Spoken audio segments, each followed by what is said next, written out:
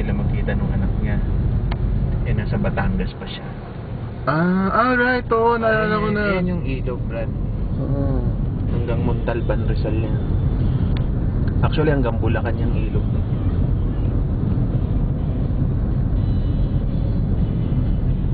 Kabila, yun. Hindi. Mas maraming ilaw doon sa kabila. Tagida. Yun, yung ilog na yun. Yan kasi, kumbaga, parang backyard na yun eh. Kaya hindi na yan ang showcase. Ang showcase kasi nandito sa kabila. Diyan din sila nagko-concert. Yung concert doon sa Riverbanks. Doon mismo. Diyan ako nagbabike. Nagpa-park ako sa Riverbanks. Siya, binabike ko yan. Yung buong ilog na yan. Doon sa dulo. Marami naman gumagawa noon. Oo. Saan ako mag-bike yung anak ko? Di ba kamo tatlo yung anak mo? Ano isa? Babae. Yung panganay. May pasok?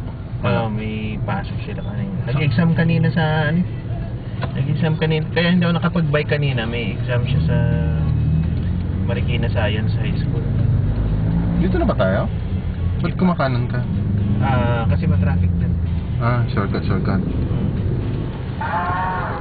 Yun, cow.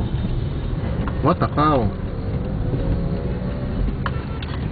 Alam mo, magandang model yung Civic mo.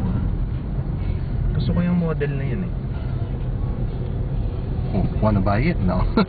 No, I'm not selling it.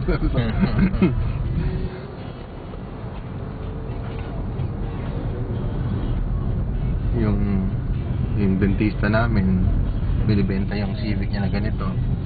Yung isang barkada ko sa marketing, tinitinda yung Civic din niya, ganyan. Ganyan para sa akin. Ewan kung bakit. Yung isa, yung dentista, ako magpapalit. masyado na marami siyang anak, kailangan niya ng pan. Hindi na ma-accommodate ng kotse. Yung isa, wala lang, gustong bumili ng panibago. Yung sa amin, wala lang, siguro yung couple of months. Sana. Ang alin? Yun sa'yo? Oo. Mawawala. Ano yun? Mawawala in a couple of months. Ibebenta mo? Wala lang. Eto, parang side street to, di ba? See how I changed the subject?